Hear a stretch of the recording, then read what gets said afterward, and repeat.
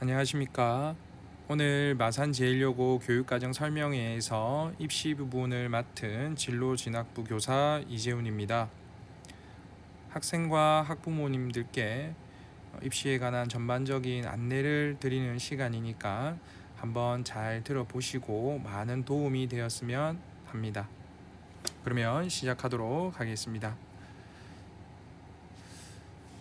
학부모님들께서는 입시하면 어떠한 생각들이 떠오르십니까? 혹시 이러한 것들을 생각하고 계시지는 않으신가요? 네, 이러한 것들을 이루기 위해서는 학생, 학부모님, 선생님들이 다 같이 노력해야 되는 부분이 있으니까 오늘 저와 함께 입시에 대해서 한번 알아가 보도록 하겠습니다. 먼저 입시하면 크게 수시와 정시로 이렇게 나누게 됩니다. 그런데 간혹 부모님들께서 수시는 내신 성적으로만 간다, 정시는 수능 성적으로만 간다라고 알고 계시는 분이 있는데 이거는 절대 같지는 않습니다. 그래서 먼저 수시에 대해서 한번 알아보도록 하겠습니다. 어머님들 수시 모집은 크게 3개의 전형으로 나뉘게 됩니다. 그 첫 번째가 무슨 교과 전형이라고 해서 모집하는 게 있습니다. 그래서 부모님들께서 학교에 있는 모집 요강을 보실 때 무슨 교과라는 단어가 들어가면 이거는 교과 전형이구나 라고 아시면 되고, 그리고 종합이라는 단어가 들어가면 이거는 종합으로 뽑는 거구나 라고 아시면 되고, 그리고 마지막으로 논술로 뽑는 전형 크게 3개로 나눠지게 됩니다. 그러면 이 교과, 종합, 논술이라고 하는 것이 과연 어떻게 학생들을 선발하는지 한번 보도록 하겠습니다. 먼저 교과 전형은 내신 성적만 가지고 뽑는 전형이 있습니다. 그리고 이 내신 성적에다가 수능 성적을 플러스해서 뽑는 전형이 있습니다. 크게 보면 이 2가지 전형이 있다라고 보시면 됩니다.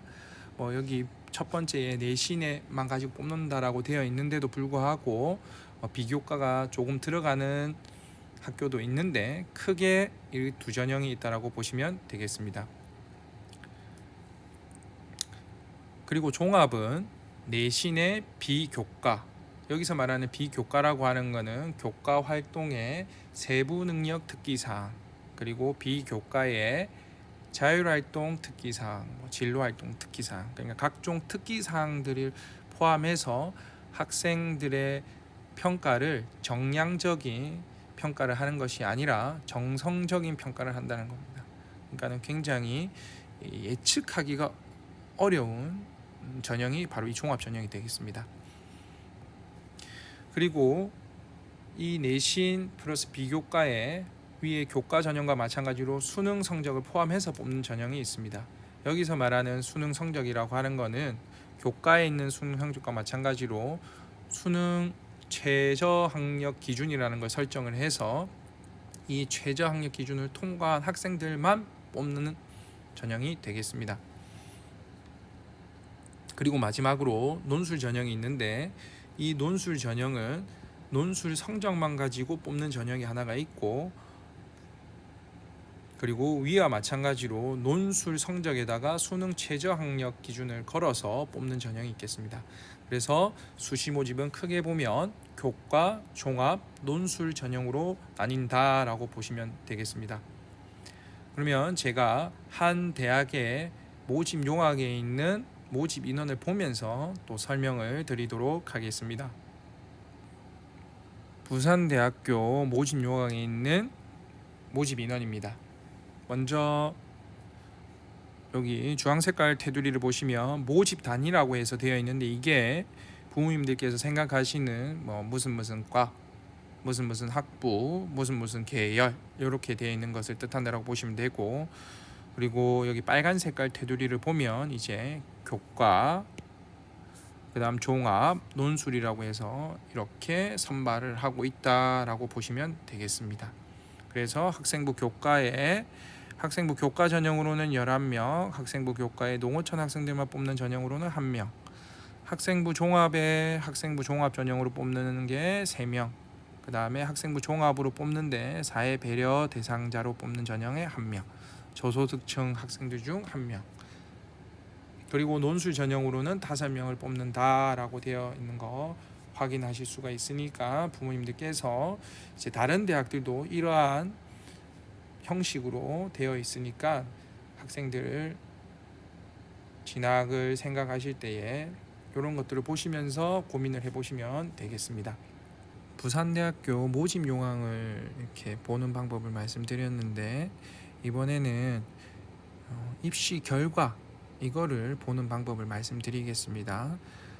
부모님들께서 어느 대학의 성적이 어떻게 되는지를 직접 눈으로 확인하실 수 있는 자료니까 한번 보시고 집에서 한번 찾아보셔도 될 겁니다. 자, 제가 가지고 온 자료는 한양대학교 전년도 입시 결과입니다. 입시 결과는 각 대학 홈페이지 입학처에 다 탑재가 되어 있으니까 들어가서 찾아보시면 되겠고, 제가 예시를 들게 한양대학교의 서울 캠퍼스 건설환경공학과로 예를 들어 보도록 하겠습니다. 한양대학교 건설환경공학과 수시 모집에서 경쟁률은 5대1이고 충원율은 183.33%, 환산 70% 컷은 981.55점, 내신 70% 컷은 1.48 등급, 내신 평균은 1.33 등급입니다. 그럼 먼저 경쟁률이 무엇을 뜻하는지를 보겠습니다. 경쟁률이라고 하는 것은 건설환경공학과에 예를 들어 모집 인원이 100명이라고 하면 지원한 학생 수는 그것의 5배인 500명을 뜻한다라고 보시면 되겠습니다. 그 다음 충원율입니다. 충원율이라고 하는 것은 이제 여기에 지원한 500명들을 1등부터 500등까지 등수를 매기는 겁니다. 점수 산정을 하는 거죠. 그래서 점수 산정을 하면 이제 1등부터 500등까지 이렇게 여기 제가 편의상 제일 앞을 1등, 제일 뒤를 500등이라고 이렇게 하겠습니다. 그러면은 충원율이라고 하는 거는 1등부터 일단 100등인 학생을 이 학생이라고 제가 하면 이 학생은 101등이 될 거고 제일 뒤에 있는 학생이 500등이 되겠죠. 그럼 요 앞에 있는 학생은 최초 합격을 하게 되는 거고 여기 101등 학생은 이제 불합격한 상태가 되는 겁니다. 그러면서 후보 1번이 되는 거고 이 학생은 후보 2번, 제일 뒤에 있는 학생은 후보 400번이 되겠죠. 자, 이렇게 했을 때 만약에 예를 들어서 후보 100번까지 됐다라고 하겠습니다. 후보 100번이라는 것은 지원한 학생들 중에서 200등을 뜻하는 숫자겠죠. 그러면은 100명을 모집하는데 후보 100번까지 됐다라는 것은 충원율 100%다라고 해석하는 거고, 만약에 후보 200번까지 됐다라고 하는 것은 충원율 200%다라고 이렇게 해석하시면 되는 겁니다. 모집 인원 대비 충원 합격한 학생의 비율이니까 그렇게 보시면 되겠습니다. 그러면 이번에는 내신 70% 컷, 이게 무엇을 뜻하는지를 설명을 드릴 건데, 이제 이렇게 해서 수시 모집이 완전히 마감이 되고 나면 최종 남은 100명의 학생이 있지 않겠습니까? 이 100명의 학생들의 70% 컷이라고 하는 것은 쉽게 얘기해서 여기에 이 학생을 1등 학생, 이 학생을 100등 학생이라고 하겠습니다. 성적으로 봤을 때. 그러면은 여기에 70번째 학생의 성적을 뜻하는 겁니다. 그럼 이 70등의 학생의 성적이 지금 현재 얼마다? 1.48 등급이라는 뜻입니다. 그러면 당연히 여기 앞에 있는 학생들은 1.48 등급보다 높은 등급을 받았을 거고 여기 뒤에 있는 학생들은 낮은 등급을 받은 학생들일 겁니다. 교과 전형에서만 해당되는 내용입니다. 자, 그렇게 되어 있을 때 여기 이제 남은 내신 평균이라고 하는 것은 무엇을 뜻하느냐? 여기 합격한 학생들 100명의 내신을 토탈을 내서 평균을 딱 내보니까 얼마가 나온다? 1.33 등급이 나온다라는 이러한 뜻을 가지고 있는 거니까 부모님들께서 각 대학 홈페이지에 입학처에 가시면 이러한 자료들이 있으니까 한번 보시고 이 대학이 이 정도 성적이면 가는구나 라고 판단을 하시는 자료로 사용하시면 되는 겁니다. 그러면은 수시 모집을 간단히 말씀을 드리면 어떻게 해야 되느냐. 먼저 수시 모집은 학교생활 기록부, 이게 중요한 겁니다. 어머님, 내신 성적도 들어가고 비교과도 들어가는 거니까 이것들을 다 준비해야 되고, 이것도 준비해야 되고요. 그리고 이것만 또 준비를 해서는 안 되고 수능 성적도 중요합니다. 그래서 학생들을 간혹 보면 생활기록부만 가지고 대학 가려는 친구도 있고 수능 성적만 가지고 대학 가려고 하는 친구가 있는데, 그렇게 해서는 안 되고 모두 다 함께 준비를 해야 된다는 거, 요거 반드시 기억을 하셔야 되겠습니다. 자, 그 다음 정시 모집입니다. 정시 모집은 간단합니다. 정시 모집은 수능 성적으로 대학을 간다라고 보시면 되겠습니다. 일부 대학에서 학생부가 들어가는 경우가 있는데, 그게 들어간다 치더라도 대학 수학능력 시험 수능 성적이 더 중요하다라고 보시면 되겠습니다. 그러면 간략하게 정리를 해보면 제가 어떤 것을 가지고 이렇게 이해를 도울까라고 해서 찾아보다가 이 그림을 하나 준비를 했습니다. 제가 고스톱을 좋아하지는 않는데 고스톱에 이러한 용어가 있더라고요. 사사구통이라는 용어가 있습니다. 이 사사구통이라는 거는 아무 점수가 나지 않은 경우를 뜻한다라고 되어 있더라고요. 근데 이게 고스톱에서는 아무 의미가 없지만 학생들의 입시에 있어서는 굉장히 중요하다라고 저는 생각합니다. 왜 그러냐면 어떻게 학생들이 대학을 진학을 할지는 많은 준비를 해야 된다. 수능 준비도 해야 되고 내신 성적도 관리를 해야 되고 비교과 관리도 해야 되고, 비교과 관리를 하려면 학교 생활도 충실히 해야 되고 하기 때문에 학생들이 고등학교 시절에는 이 사사구통 전략을 사용해야 된다. 근데 그만큼의 부담감은 늘어난다 라고 보시면 되겠습니다. 2023 대입의 특징에 대해서 설명을 드리도록 하겠습니다. 2023 대입의 특징이라고 해서 3학년 부모님들만 해당되시는 것들은 아니고 1, 2학년 부모님들께도 충분히 도움이 될 만한 내용들이니까 한번 잘 들어보시기 바랍니다. 먼저 일정입니다. 수시 모집이 먼저 이루어지게 되는데, 수시 모집은 2022년 9월 13일부터 9월 17일 중 3일 이상 모집을 하게 됩니다. 그리고 그 모집된 인원들을 가지고 전형 기간을 거쳐서 발표는 12월 15일까지 최초 합격 발표가 나게 됩니다.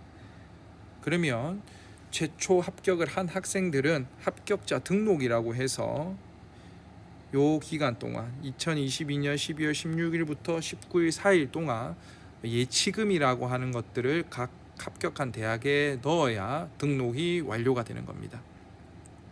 그리고 이제 최초 합격자가 발표가 난 이후에 먼저 일정입니다. 먼저 수시 모집부터 이루어지게 되는데, 수시 모집은 올해 9월 13일부터 9월 17일 요 기간 동안 원서 접수가 이루어지고, 그리고 합격자 발표, 최초 합격자 발표는 각 대학마다 다른데 최초 합격자 발표는 12월 15일까지 이루어지게 됩니다. 그러면 이 최초 합격자들이 합격 등록을 해야 되는데 그 등록하는 기간은 12월 16일부터 19일까지입니다. 요 등록이라고 하는 거는 예치금이라고 해서 그 돈을 그 합격한 대학에다가 입금을 하면 되는 겁니다.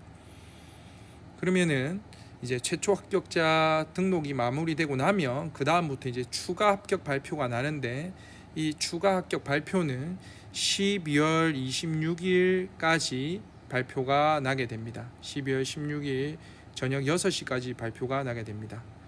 홈페이지 발표는 2시까지 나게 되고 2시부터 6시까지는 개별 전화 통보가 오게 됩니다. 반드시 이 개별 전화 통보가 올 때 잘 받아야 됩니다. 그리고 12월 27일이 되면 수시 모집이 이제 마감이 되게 됩니다. 그리고 어머니들께서 수시 모집의 원서는 몇 개를 쓸 수 있냐면 6개 플러스 알파입니다.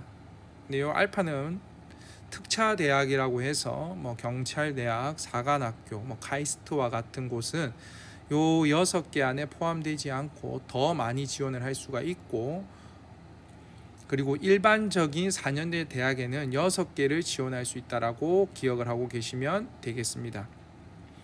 그 외에 전문대학은 지원 횟수 제한이 없습니다.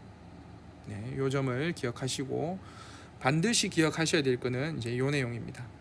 수시 합격자는 정시 지원이 불가능하다라는 요구입니다. 간혹 가다가 수시에 합격을 했는데 등록을 안 하는 경우가 있습니다.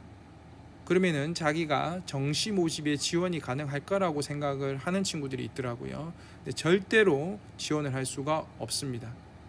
이걸 왜 조심하셔야 되냐 하면 그 앞에서 수시 충원을 할 때 전화로 통보 오는 경우가 있습니다. 근데 전화를 받지 않으면 합격은 했는데 내가 합격했다는 사실을 모르게 되는 겁니다. 맞죠, 어머니? 그러면은 수시는 합격을 했으니까 이 학생은 정시 지원이 안 됩니다. 근데 학생은 그 사실을 모르고 있고 자기는 수시 모집에 탈락했다라고 생각을 해서 불합격했다라고 생각을 해서 정시에 지원을 한다라고 했을 때 정시에 지원을 하게 되면 정시에 지원을 할 수 없다라는 안내를 받게 됩니다. 그러면은 재수를 하는 불상사가 발생하니까 반드시 수시 합격자는 정시 지원이 불가능하다라는 사실 요거 반드시 기억을 하셔야 되겠습니다. 다음은 정시 모집입니다. 정시 모집은 수시 모집이 마감된 이후인 12월 29일부터 1월 2일 사이에 원서 접수를 하게 되고 최초 합격자 발표는 2월 6일 월요일까지입니다. 그리고 수시 모집과 마찬가지로 최초 합격자 등록 기간은 2월 7일부터 9일 사이가 되고, 그리고 이 이후에 이제 충원 합격 발표가 2월 16일까지 나게 됩니다. 그리고 정시 모집은 수시 모집과는 다르게 이 군이라는 게 있어서 각 군에 하나씩만 지원을 할 수가 있습니다. 그래서 각 군에 하나씩을 지원을 하니까 지원할 수 있는 원서의 장수는 3개가 되겠습니다. 요점 기억을 하시면 되고, 그리고 이 다음에 이제 추가 모집이라는 게 있습니다. 추가 모집은 이제 정시 모집이 마감이 된 이후에 이제 미충원된 인원들을 대학에서 선발할 수 있는 겁니다.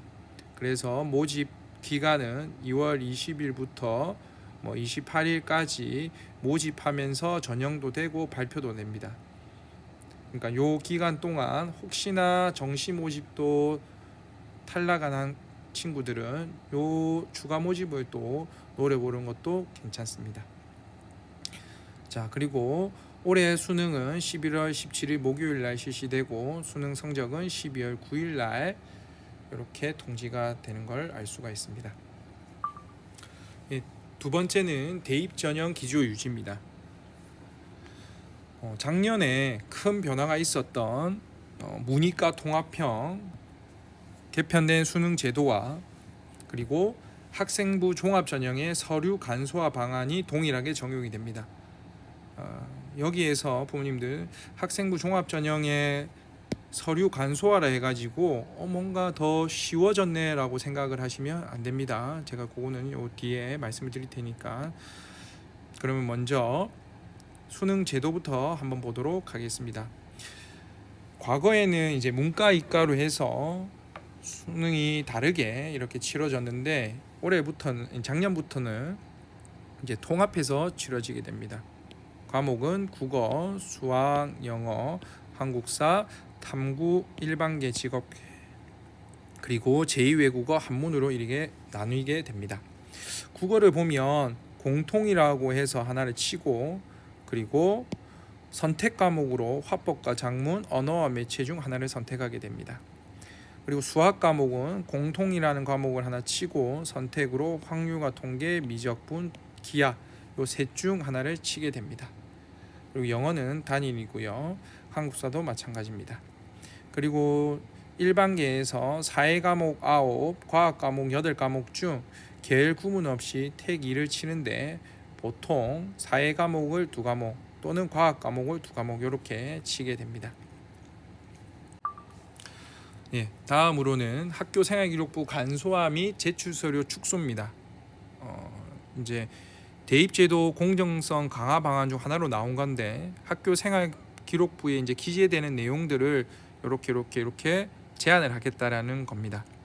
그래서 보시면은 여기는 이제 현 고3인 학생들이고 여기는 현 고2인 학생들이 적용받는 내용들입니다. 과목당 교과 활동에 세부 능력 특기 사항이라고 해서 과목당 500자 거의 동일하죠. 그리고 종합 의견, 행동 특성 및 종합 의견이라고 해서 500자. 그리고 자율 활동 특기 사항, 동아리 활동, 봉사 활동, 진로 활동 특기 사항이 각각 기록이 되게 됩니다. 그래서 어머님들께서 보시면 특별하게 달라지는 것은 없습니다. 특별하게 달라지는 건 없는데 여기 굵은 글씨체로 되어 있는 것들 실제 학생들에게는 크게 작용하지는 않는 겁니다. 저희 학교에는 영재 발명교육 실적 대입이라는 게 학생들이 없기 때문에 그렇고 그리고 자율활동 동아리 대입의 미반영이라고 되어 있는데 이게 지금 현재 자율 동아리는 1개 그리고 30자만 기록이 됩니다.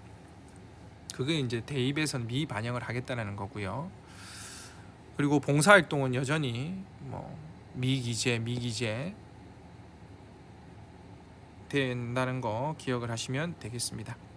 그리고 현 고3들은 교내 수상을 학기당 한 건만 해서 총 6건이 대입에 반영이 되는데 현 고2부터는 대입에 미반영이 됩니다.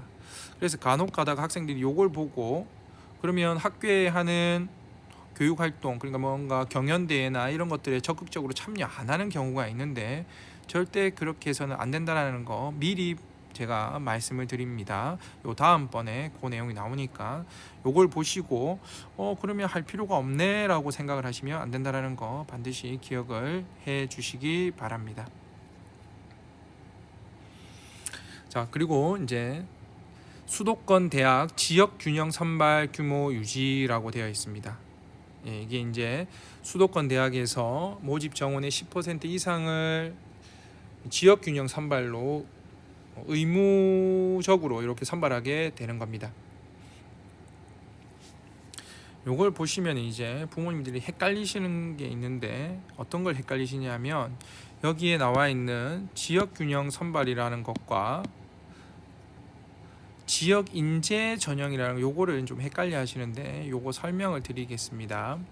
지역 균형 선발이라고 하는 거는 우리나라 지도가 이렇게 있는데 각 지역에 있는 학생들을 골고루 뭔가 뽑겠다라는 게 지역 균형 선발의 뜻이고요.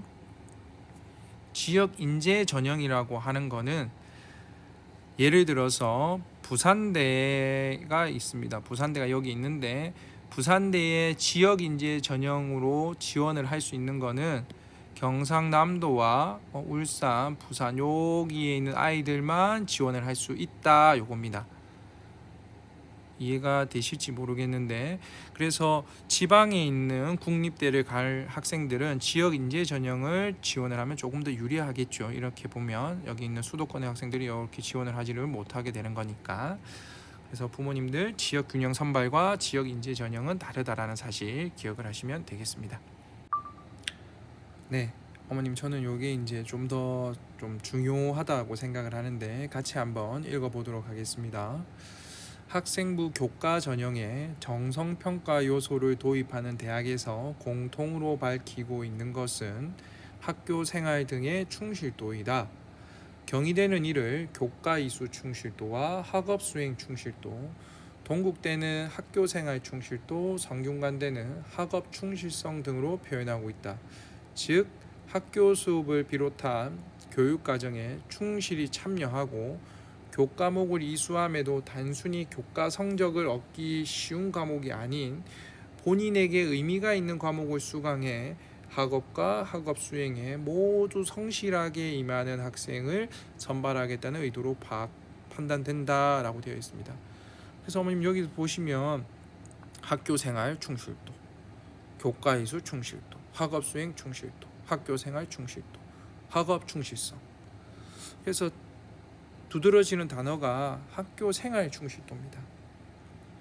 그래서 이 말이 무슨 말이냐면 학교에 있는 교육 과정에 적극적으로 참여를 한 학생들을 뽑겠다. 그것들이 생활기록부에 녹여져 있는 그런 학생들을 뽑겠다라는 의미입니다. 네. 그리고 학생들 중에서 보면 여기서도 보시겠지만 단순히 교과 성적을 얻기 쉬운 과목이 아닌이라고 되어 있습니다. 그래서 학생들이 선택 과목을 하는 데 있어서 막 바꾸는 경우가 있습니다. 2학년 때 이거 했다가 3학년 때 저거 하고, 물론 그 진로가 바뀌어서 그런 친구가 있을 수는 있지만 대학의 입장에서 학생을 선발할 때에는 그 학생이 어떤 과목을 선택했는지를 보고 단순히 이 교과가 저 교과보다 성적 얻기가 더 쉬워서 했느냐라고 판단이 되면 그 학생은 낮게 평가를 받는다는 얘기입니다. 맞겠죠? 그래서 부모님들 아이들에게 뭔가 이런 얘기들을 해주실 때 너가 하고 싶은 대로 해라고 하셔도 되지만 조금은 아이들을 생각하신다면 이게 아이에게 어떤 게 더 도움이 될지를 좀 판단을 하셔서 학교에 있는 담임 선생님과 좀 상의를 해주시고 아이를 이렇게 지도를 좀 하는 게 더 낫지 않나 싶습니다. 그리고 학교에서 이렇게 생활하는 시간이 많을수록 그러면은 뭔가 더 많은 에피소드들이 생기지 않겠습니까, 부모님들? 자기 주도적 학습을 하면서 이건 조금 다른 얘기일 수는 있지만 자기 주도적 학습을 하면서 뭐 일어나는 일들, 어떤 친구가 질문을 했을 때에 그것에 대해서 답을 해주고 아니면 또 본인이 모르는 것에 대해서 뭔가 선생님들에게 질문을 하면서 하는 이러한 일련의 이런 활동들을 하다 보면 많은 에피소드들이 생기고 그것들이 뭔가 이러한 특기사항, 자율활동이 될 수도 있고 세부능력 특기사항이 될 수도 있고 행동특성 및 종합의견에도 기록이 될 수 있으니까 부모님들께서 학생들에게 이렇게 지도해 주실 때 학교 생활에 정말 충실해야 된다라는 거 요거 좀 강조를 해주시면 되겠습니다. 네, 다음은 전체 모집 인원 증가 및 시기별 모집 인원의 변화입니다. 네, 부모님들 보시면 전국 197개 대학은 수시 모집에서 전체 모집 인원의 78%, 정시 모집에서는 22%를 선발하는데 수시 모집 인원의 비율은 역대급으로 높다라고 되어 있습니다. 그래서 단편적으로 이 내용만 보시면은 안 되고 우리 아이가 어떠한 위치에 있는 어디를 목표로 하는지에 따라서 이 내용을 좀 다르게 해석하셔야 된다는 겁니다. 그 해석하실 수 있는 게 여기 밑에 표로 나와 있습니다. 전국적으로 보면 정시 모집은 줄고 수시 모집은 늘었습니다. 그런데 그 밑에 보면 서울 15개 대학, 소위 말하는 부모님들 서영고, 서성한 하는 이런 대학들이 있지 않습니까? 그 대학들만 놓고 본다면 작년에 정시 비율이 39.7%인데 반해서 올해는 42.1%로 오히려 정시 비율은 늘었습니다. 수시 비율은 그러면 상대적으로 줄었을 거고요. 그러면은 우리 아이가 이 대학을 목표로, 그러니까 이런 곳을 목표로 한다라고 하면 당연히 수능 공부는 더 많이 해야 되는 겁니다. 맞지 않겠습니까? 네. 왜냐하면 정시 인원이 많기 때문에. 그리고 우리 아이가 만약에 지방 거점 국립대를 목표로 한다라고 했을 때를 보면 정시 인원은, 정시 비율은 더 줄었고 수시 인원은 더 늘었습니다. 요 이유는 이제 지방 거점 국립대 같은 경우는 이제 갈수록 학령 인구가 줄어들기 때문에 학생들 모집하는 게 너무 힘이 드는 겁니다. 그러니까 일단 수시 모집에서 아까 말씀드린 대로 수시 모집 합격하면 정시에 못 쓰지 않습니까? 그러니까 수시에 일단 다 뽑는 겁니다. 수시에 다 뽑는 거니까 지방 거점 국립대는 수시의 비율이 더 높다, 이렇게 해석을 하시면 되겠습니다. 자, 그리고 네 번째, 수능 최저 학력 기준 완화 추세입니다. 2023학년도에는 일부 대학이긴 하지만 수능 최저 학력 기준이 다소 완화한 대학들이 있다라고 되어 있죠. 그래서 어머님들이 제목만 보시고 오해를 하시면 안 됩니다. 일부 대학이긴 하지만 완화했다라고 되어 있는데, 학령 인구 감소 등 지원자의 풀 감소와 상위 등급 받는 수험생의 감소 등을 고려한 조치들로 추정된다라고 되어 있습니다. 그래서 제가 이 수능 성적에 대해서 일단 말씀을 드리려고 또 다른 자료를 준비했으니까 이 자료를 한번 같이 보시겠습니다. 어머니, 이게 어떤 자료냐 하면 수능 시험은 한국교육과정평가원이라고 하는 곳에서 시험을 출제합니다. 그리고 시험을 출제를 하고 채점을 하고 성적을 통지한 이후에 1년 뒤에 그 시험에 대한 평가 보고서를 냅니다. 그래서 그 평가 보도 자료 내용입니다. 작년 12월 9일 날 이 보도 자료가 나왔고, 그 앞에 년도 수능입니다. 그러니까 작년 수능이 아니고 재작년 수능 성적 결과 분석입니다. 보시면은 재미난 내용이 있는데,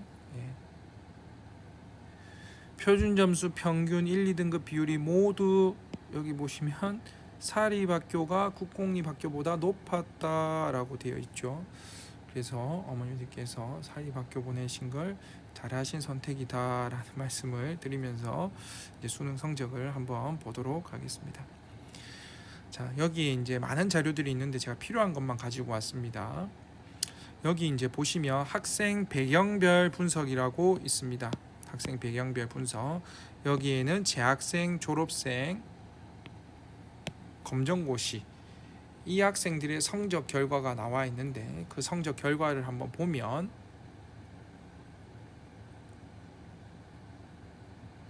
이렇게 되어 있습니다. 그럼 천천히 저하고 함께 보도록 하겠습니다. 여기 밑에 그래프로 나와 있는 게 있죠, 어머니. 빨간 색깔이 졸업생, 파란 색깔이 재학생, 초록 색깔이 검정고시 학생들의 성적입니다. 그럼 한눈에 봐도 졸업생들의 성적이 월등히 높다라는 것을 알 수가 있습니다. 그것을 이제 표로 나타낸 것을 보면 여기 보시면은 국어 영역입니다.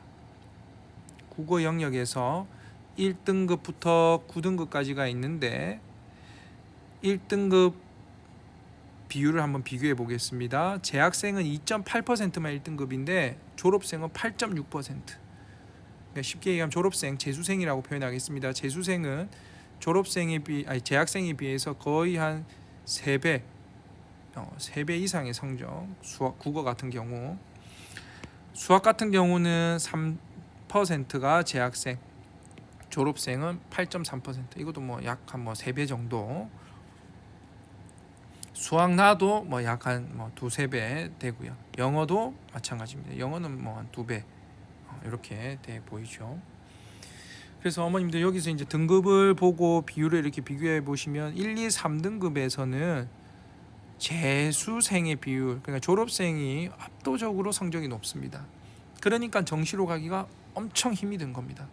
왜냐? 등급 받기 힘들 거냐, 재학생들이. 상대적인 비교니까. 어떻게 보시는지 아시겠죠? 그 다음에 이제 또 다른 분석 자료를 내놓은 게 있는데 이번에는 시도별 분석입니다. 이 시도별 분석이라고 하는 거는 이렇게 우리나라가 이렇게 있을 때 광역시부터 이렇게 나와 있는 게 있을 때 이 지역에 따라서 학생들 성적이 어떻냐를 이제 통계를 낸 자료입니다. 한번 같이 보겠습니다.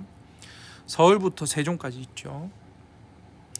서울을 보면 단연 1등입니다. 어머니. 모든 영역에서 1등이고요.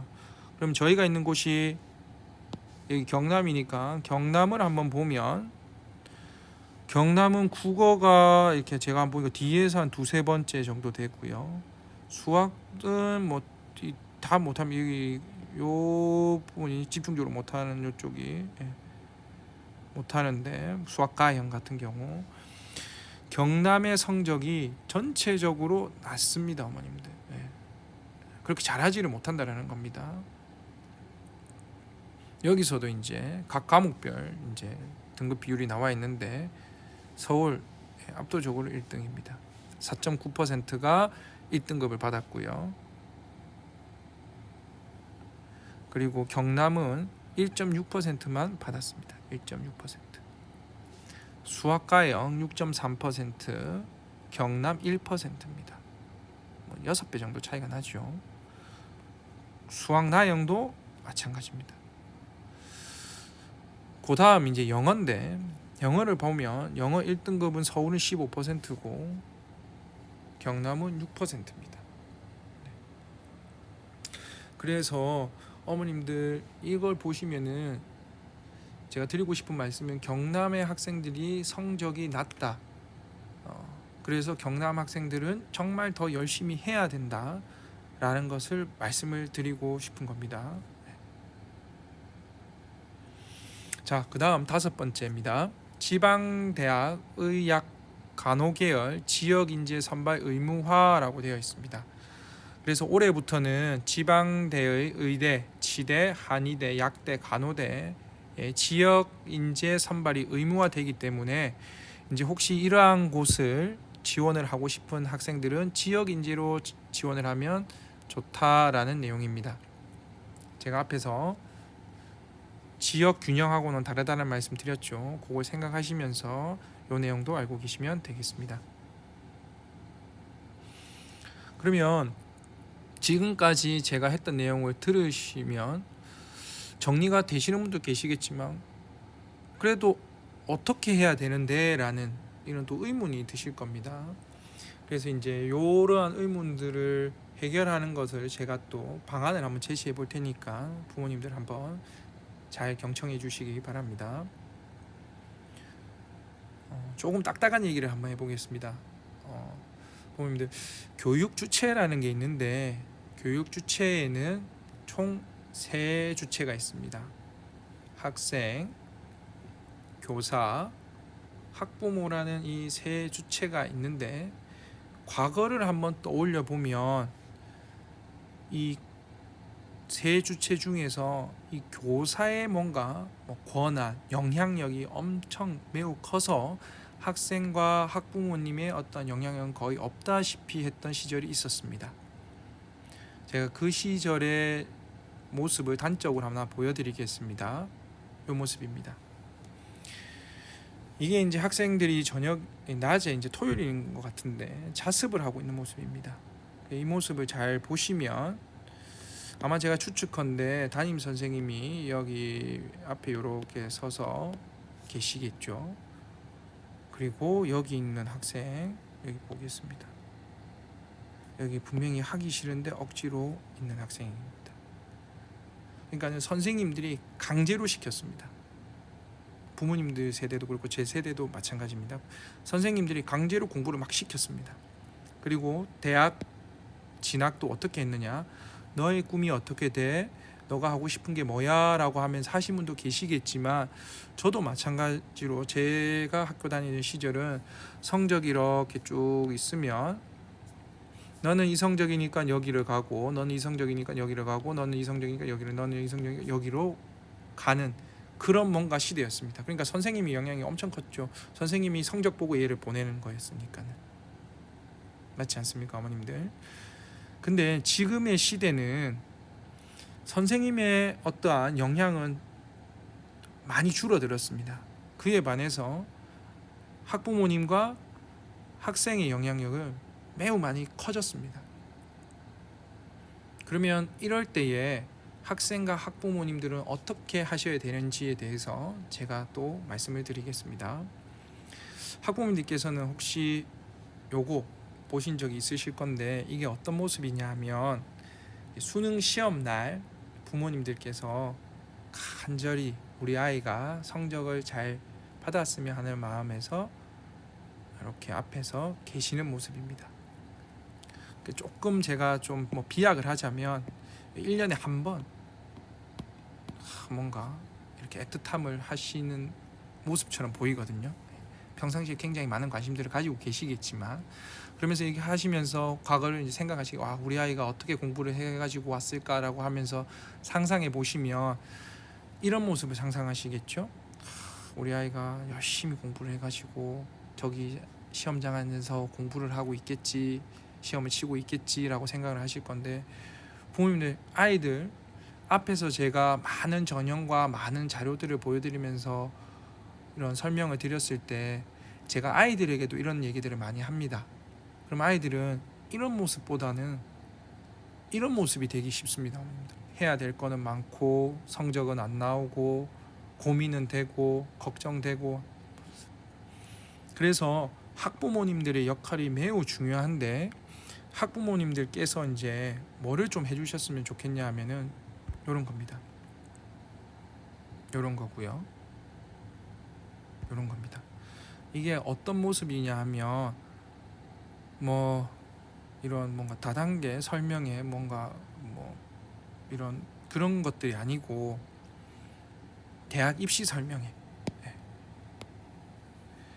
많은 대학에 관한 정보들이 너무 많이 나오기 때문에 아이들 혼자서 하기가 어렵고, 선생님 혼자서 아이에게 맞춤형으로 1대1로 해준다는 게 굉장히 어렵습니다. 그렇기 때문에 부모님들께서, 여기 계신 부모님들께서 많이 찾아다니시면서 많은 정보들을 얻으셔야 되는 겁니다. 많이 얻고, 그리고 그 얻은 정보를 가지고 확인도 해보고, 이 내가 알아낸 정보가 맞는지 학교에 있는 담임 선생님을 통해서 선생님 이러한 것들이 있는데 이런 것들이 맞는가요? 라고 이렇게 확인을 해보고, 그러면은 혹시 담임 선생님들 중에서도 너무 많은 정보들이 많기 때문에 혹시 미처 그 부분에 대해서 파악을 못하신 분들 같은 경우는 부모님을 통해서 또 알 수가 있고, 또 부모님이 잘못 알고 계신 정보는 담임 선생님이 이렇게 수정해 주실 수도 있고 하니까, 부모님들께서 바쁘시지만 이러한 노력들을 많이 해주셔야 된다는 거 제가 좀 부탁도 드리고 강조를 드리는 겁니다. 그러면 이제 학생들은 어떻게 해야 되느냐? 학생들이 이제 제일 중요한데, 공부는 학생들이 하는 거니까 제가 또 다른 사진, 앞에서 봤던 사진 다시 한번 보여드리겠습니다. 어머님, 지금 이 학생이 뭐를 하고 있는 것 같습니까? 과연 이 학생이 학습을 하고 있는 걸까요? 네. 제가 학습을 하고 있는지 궁금을 해서 학습이라는 이 단어의 한자 뜻을 한번 찾아봤습니다. 예, 학습이라고 하는 거는 배우고 익힌다는 뜻입니다. 배우라게 익힐 습. 그래서 학습은 배우고 익히는 게 학습입니다. 그러면 배우는 거는 어떻게 배우는지를 한번 보겠습니다. 배우는 방법은 학교 와서 학교 수업 듣겠죠. 그런 방법이 있을 거고, 그 다음에 학교가 아닌 과외로 뭐 인강을 듣는다든지 학원을 가는 경우가 있을 겁니다. 그리고 마지막으로 학생 스스로 하는 경우가 있을 겁니다. 그래서 배우는 방법에는 크게 세 가지가 있다. 학교에서 배우고, 과외에서 배우고, 스스로 하는 방법이 있는데, 어머님들 익히는 방법을 한번 보겠습니다. 익히는 방법에는 중요하기 때문에 깜빡이를 넣었습니다. 익히는 방법에는 스스로 하는 경우밖에 없습니다. 이 스스로 하는 방법밖에 없기 때문에 이게 굉장히 중요합니다. 그래서 스스로 익히는 시간이 많아야 되는데 학생들이 이 스스로 익히는 시간을 많이 확보를 못합니다. 그래서 어머니들께서 반드시 기억하셔야 될 게 애가 학습을 할 때에는 배우고 익혀야 되기 때문에 이 익히는 시간을 많이 확보해야 된다는 거, 요거 학생들에게도 강조를 해주시고 학부모님들께서도 좀 알아주셨으면 좋겠습니다. 그러면 앞에 봤던 사진 다시 한번 보겠습니다. 과연 이 학생 학습하고 있는 걸까요? 네, 어머님들이 잘 보시면 이 학생 스마트폰 가지고 인터넷 강의 듣고 있는 거겠죠. 인터넷 강의. 그럼 뭐 하는 겁니까? 학하고 있는 겁니다. 맞죠? 저도 제가 학교에서 근무를 하고 교무실에 있다 보면 많은 학생들이 담임 선생님들을 막 찾아오는 것들을 볼 수가 있습니다. 그러면 이제 아이들이 뭐라고 하느냐? 선생님, 저 오늘 학원 가야 돼요. 학하는 거죠. 선생님, 저 저녁에 인강의대로에 대해서 가봐야 되겠어요. 학하는 겁니다. 선생님, 저 학원 선생님이 보충 있다 해서 가봐야 되는데요. 학하는 겁니다. 아이들이 학습을 해야 되는데 뭐를 하느냐? 학마하는 겁니다. 학마. 그래서 제가 상담을 하는 경우에 물어보면 주말 동안 어떻게 해? 하면 토요일날 수학학원하고 영어하고. 그러면 공부하는 시간 얼마야? 라고 물어보면 아이들은 학원 가는 시간 다 포함해서 얘기합니다. 아이들이 학만하기 때문에 이게 학습을 하지 않으니까는 성적이 안 나오는 거거든요. 이게 정말 중요하기 때문에 제가 다시 또 강조를 드립니다. 그러면 제가 앞에 보여드렸던 또 다른 사진을 하나 보여드리겠습니다. 아까 제가 뭔가 교사가 강제로 했던 그 시절의 모습을 한번 보겠습니다. 여전히 여기에 선생님이 이렇게 계시겠죠. 근데 이걸 앞에서는 제가 선생님이 강제로 시켰다라고 표현을 했는데 이걸 또 다른 측면에서 보면 선생님께서 여기 보면 학생들 지금 태블릿 PC나 휴대폰 들고 있지 않지 않습니까? 뭐 하고 있는 거겠습니까? 습하고 있는 거겠죠.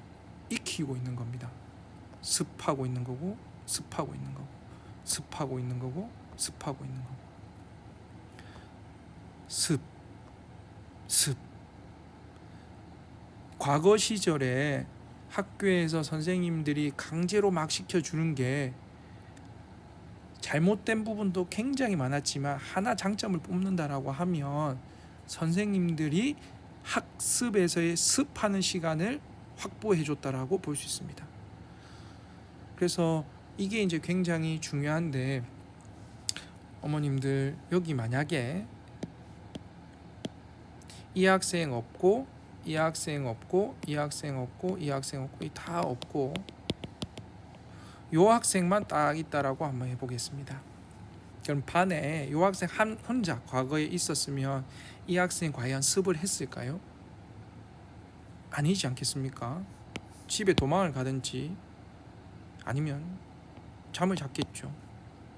왜냐하면 여기에서 보면은 이 학생이 잠이 오거나 집에 가고 싶을 때 옆에 보니까 이 친구 공부하고 있고 뒤에 보니까 이 친구도 공부하고 있고 이 친구도 공부하고 있습니다. 그러니까 이거 나도 공부를 해야 되겠는데 라는 생각을 하지 않겠습니까? 네. 뭐 제가 이게 100% 옳다는 건 아니지 맞다라는 건 아니지만 이러한 많은 학생들이 반에서 습하는 시간을 확보를 많이 했다는 겁니다. 그러면 지금 시대에 이렇게 할 수 있느냐? 못하지 않습니까? 저도 제가 저희 반 아이들에게 얘기할 때 너 오늘 남아서 해. 너 우리 반은 다 합니다. 무조건. 다 해야 됩니다. 이렇게 안 하거든요. 이런 뭔가 얘기를 해주고 이런 것들도 해주고 하면서 설득을 합니다. 네.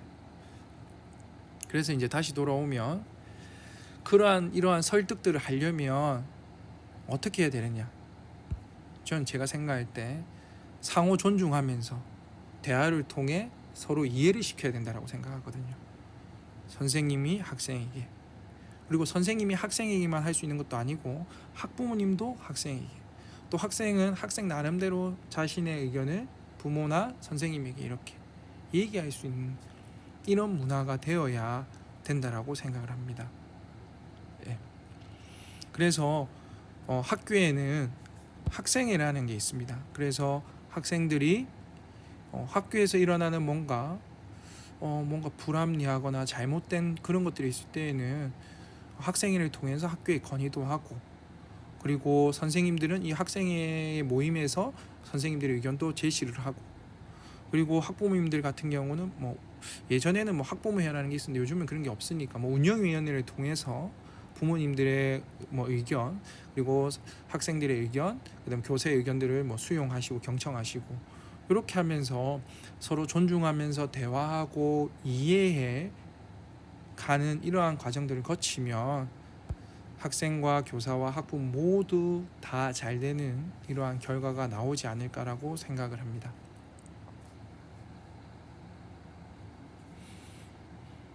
그래서 이렇게 된다면 제가 제일 처음 서두에 말씀드린 대로 부모님이 생각하고 학생들이 생각하고 선생님이 생각하는 뭔가 이런 아름다운 결말이 맺어지지 않을까 생각합니다. 마지막인데, 제가 라디오인가에서 신문인가에서 들은 내용인데, 하나이를 키우려면 온 마을이 필요하다라는 이러한 문구를 들었습니다. 이게 우리나라 속담인 줄 알았는데 이게 아프리카 속담이랍니다. 이게 저는 교육 현장에서 굉장히 요즘 시대에 맞는 말이다.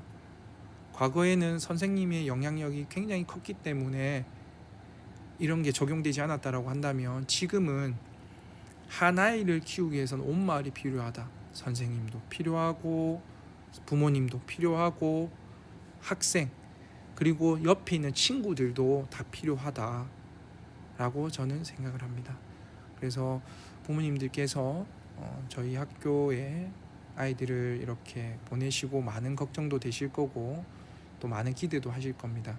그럴 때마다 담임 선생님에게 많이 조언을 또 많은 상담도 해보시고 또 아이와도 많은 대화 시간을 갖고 하면 좋은 결과가 있을 것으로 생각이 되니까 부모님들께서도 조금 더 노력을 해주시면 감사하겠습니다. 네, 그러면 오늘 입시 설명회는 이것으로 마치겠습니다. 오랜 시간 동안 경청해 주셔서 감사합니다.